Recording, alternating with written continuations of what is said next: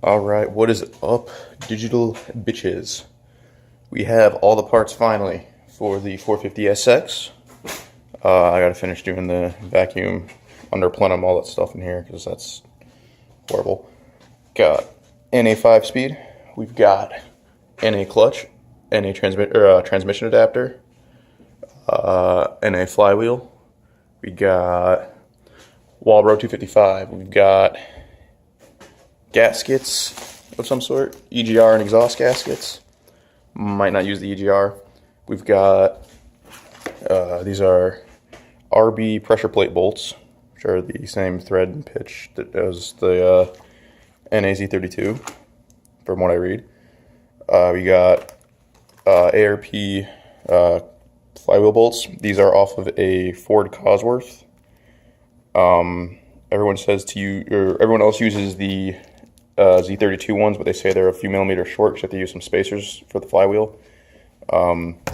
So these are the same thread. The other option, so people get SR20 ones are the same for the Z32, or people say the Ford Pinto, but the Ford Pinto comes with a kit of 6, and you need 8. So instead of buying 2 of those, I just bought one of these. It's the same thread, pitch, all that stuff, but it comes with 9 of them. I got O2 sensors, got some bushings, new fuel filter, oil filters on, got the, come on, focus. We got the engine mount, got the drive shaft right over there. There's the rest of the swap kit in there, so wiring specialties harness, we got some SR20 ignition modules. Alright, so decided to not go with an EGR valve, go with a block-off plate. Yeah, pretty simple. It's, let me show you what I actually did. Okay, so I traced the valve itself. So that's all you got to cover is that center hole there. I just cut it out of that chunk of metal right there, an old transmission plate for a 240 Ka. Just rounded it off, smoothed it off. I shaved the bolts down a little bit to make them fit. These are just some other bolts I had sitting around that fit. These are 13 mils, I believe, or something along those lines. But, yeah, EGR block-off plate. Because if I use the EGR, I have to have the EGR on there, bung to the exhaust, bung to the EGR solenoid, valve, or vacuum tube to something. You need all of this shit that I don't want to deal with, and the solenoid, which is over here. So I don't feel like dealing with any of that, so it's all gone. Boom. Alright, so flywheel's on, adapter plate, it's fitted up. You gotta see I gotta cut out this bit of the block for where the starter was before. The new starter goes in from the transmission as opposed to out from the motor. I gotta torque up the flywheel bolts once the jam gets here. I got all the vacuum stuff done. I'm probably just gonna loop the heater core because I don't need that. I ended up looping the, can't really see it, but there's a, so that one, and way back there's one that are looped together. Those usually go up to the EGR and then to the other side of the throttle body for a fast idle cam. Too much effort. That was easier just to do it that way. Got a few more vacuum lines I gotta plug. Alright, we got the clutch, flywheel, we got the trans adapter plate on. Beautiful, beautiful. Again, these are RB pressure plate bolts. The flywheel bolts are out of a Ford Cosworth of some sort.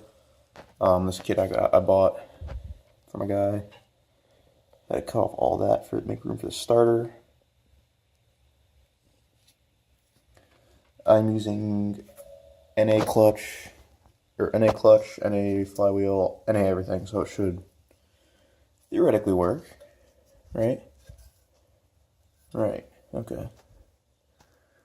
So, test fit transmission. Had to grind down the dowel here. Sticks out about 1/4, 1/8 of an inch.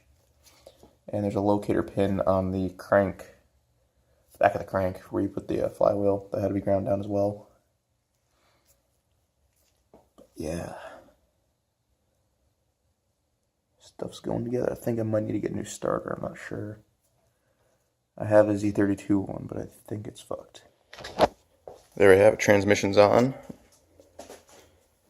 Adapter plate, clutch, all that goodness. New throw bearing, all that's in there.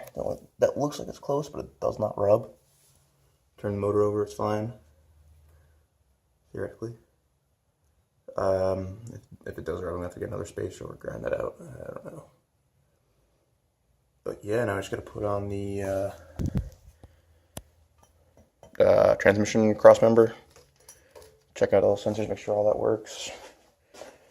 Loop the heater core supply, and it should go in. Also gotta drain the tank because it is rusty AF.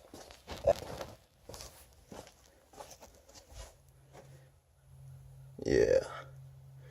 I would like to actually change the tank. Inside the tank's pretty clean, but I haven't found a tank yet, so. Alright, just finished up the other end of the EGR block off. Just put a nickel in there. You can't really see. Yeah, there you go. Just a nickel, and just put the bung back in. It works. It's a 98 shell, which means I don't need cats, so I cut all those off. Makes the exhaust a hell of a lot easier because it might actually fit in the car now. And now I just gotta put the manifolds on, and this should go back in the car and be more or less done, other than, you know, all the other pieces that are missing from the car currently. Alright, so it looks like I gotta do some header fabrication. Right about here is hitting the steering box, or the steering thing, rod, whatever the fuck it's called, steering arm.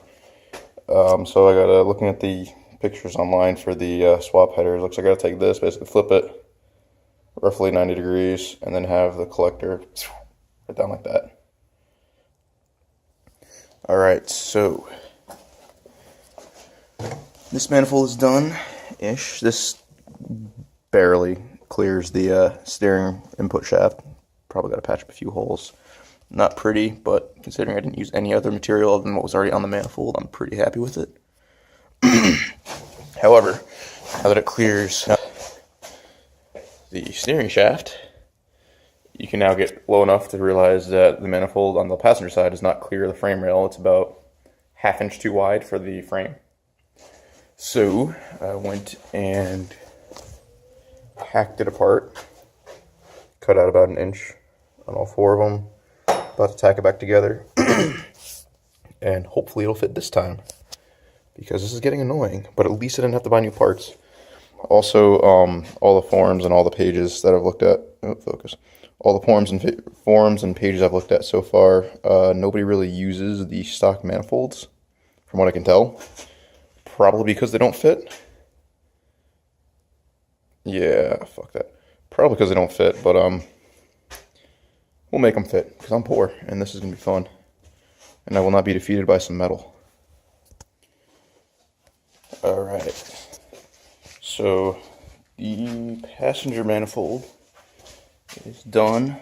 I had to chop out about 1 inch across the entire thing. Sits nice and close to the engine block now. Should clear the frame. It was hitting up here. It stuck out about 1/8 to 1/4 inch too far. Driver's side is still hitting the steering rack. So I'm going to have to swing it about here, I think. So I'm going to get this. I think I'm just going to kind of have it go down underneath the steering rack like that. And put the O2 bung in here somewhere. Or at least that's the plan. Got this so I can clear out the inside of all these disgusting ass welds. Flux welder status. And we've got a siphon pump to get all the shitty gas. It's been sitting for like a year now.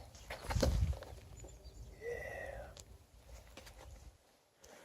Ta-da, the motor's in.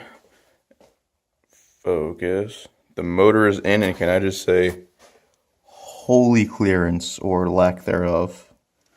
I guess there's a reason nobody uses stock manifolds on this when you do a swap. Holy, it's literally touching. It's literally just wedged against the frame. I mean, like, there might have been clearance if there wasn't any heat shields, but yeah, there might have been clearance if there was no heat shields, but then the paint would just disintegrate, which is probably what I'm gonna do. I might have a paint fire, but it's also an unusually large amount of space in the back, so hopefully it's far enough back. Exhaust finally clears the steering. Not the body so much, but it clears the steering. So I can at least steer when I'm on fire. It's bolted in. Time to bolt in the transmission, and we are good. Bolted in, transmission's attached, drive line's attached. Yeah. Look at that clearance. There is none. I could have sworn this thing was supposed to sit closer to the firewall. But, well, I mean, everything lined up. It's centered, so who knows? But, my shifter, I have to move the e-brake back, but that's fine because I probably want to move it forward. The shifter's going to sit roughly that far back, so I got to move the whole. I think it's going to be about there, so yeah, I gotta move everything back. I gotta make a bracket for this to sit on the bottom. Fun, but it's progress. Got about a total of a foot of exhaust piping for both sides combined, so this is the driver's side, so I can get the O2 sensor in there. Look at all those welding BBs and those shitty ass welds. Flux welding for the win.